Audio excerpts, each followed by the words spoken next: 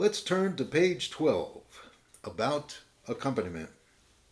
I'll be reading sections of this page with a mandolin in my hands, starting on the second paragraph. First, this discussion will be regarding 4/4 time. Every measure of every tune has a chord symbol written above it. For example, if that symbol is G, the first half of that measure would consist of striking a low single bass note, in this case the G string, followed by a down strum on the second and first strings. I'm holding down a G chord, the 2-finger G chord. So far, 2 of the 4 beats have gone by. Let me talk about that a little more. Let me count to 4.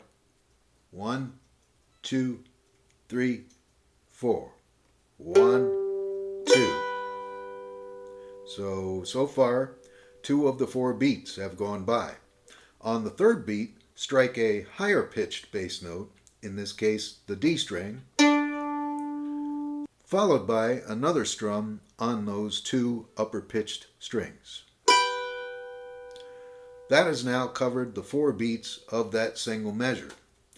To sound this rhythm concept out, say boom, chick, boom, chick, boom, chick, boom, chick, boom, chick, boom, chick. Any 4/4 measure can be approached in this way for whatever chord is called for.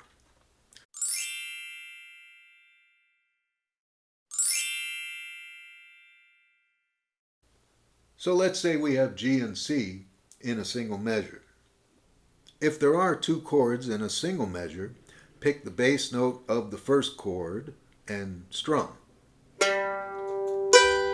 Once again, I did this with a G chord, half a measure of boom, chick. Then pick the low bass note of the second chord, I'm going to use C, followed by a strum. Second half of the measure and second boom, chick, which completes a full measure.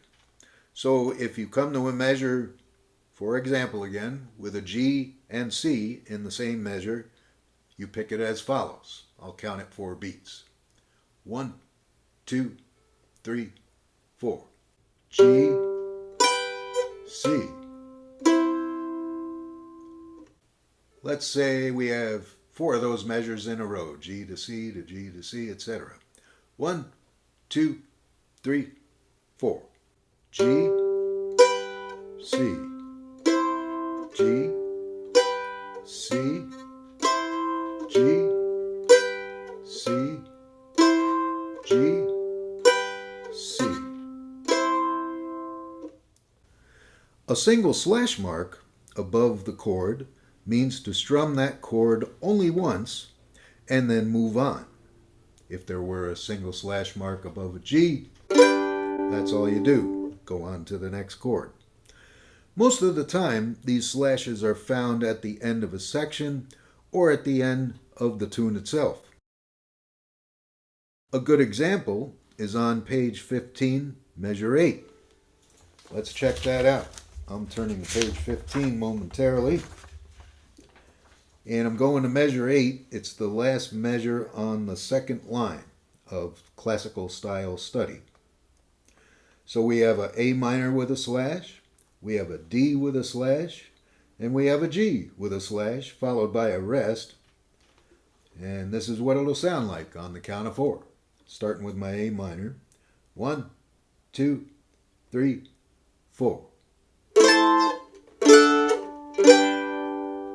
And again, that was A minor, D, G. If you need to look up these chords, they're tabbed out at the bottom of the page in a chord accompaniment on the last 2 lines of it. Okay, turning back to the next paragraph, there is also a typical mandolin accompaniment known as the backbeat chop. So with this, you need to play only on the beats 2 and 4. This is very typical of bluegrass playing. So I would probably, if I'm, say, playing 2 measures of G, 2 measures of C, 2 measures of D, I want to close in that G chord for at least 3 strings of it. So move it in a little bit. I've filled in that 3rd string at the 5th fret. And then C is the same fingering, just moved over a string from G. Now D looks like so. 1st finger, 2nd fret. 3rd finger, 3rd string, 4th fret. And pinky, 2nd string, 5th fret. And the 1st string would be muted as you strum that. And what you need to do is cut off each chord on its beat of the measure. Best way I can describe it anyway. So here we are. I'm going to give you 4 beats and play G, followed by C, followed by D, back to G. 2 measures apiece. I'm going to count it as I go as well. 1, 2, 3, 4.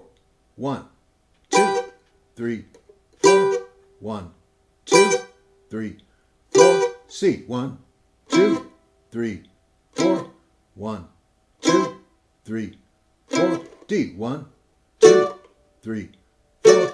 1, 2, 3, 4. G. 1, 2, 3, 4. 1, 2, 3,